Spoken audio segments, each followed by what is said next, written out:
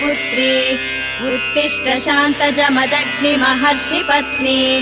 सौदत्ति क्षेत्र विराजिते राममातः श्रीरेणुकाम्ब यल्लम्मा तव सुप्रभातम् श्रीमङ्गलाङ्गि जय शुभ शोभनाङ्गि कामारि अर्धाङ्गि जगमोहनाङ्गि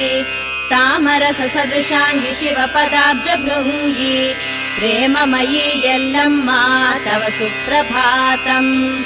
गङ्गे यमुना गोदे सिन्धु कावेरी जलतुङ्ग भद्रे सरस्वती नर्मदा पुण्याम्बु अंघ्रि कमलव ತೊಳೆಯ ಕಾತುರದಿ ಕಾದಿಹೆವು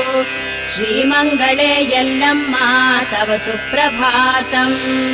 ಆದಿ ಸೃಷ್ಟಿಗೆ ನೀನು ಮಧುಕೈಟ ಭರತೋರಿ ಭೇದಿಸಲು ಭಾರದಂಜಿದ ಜನಿಗೆ ಮೈದೋರಿ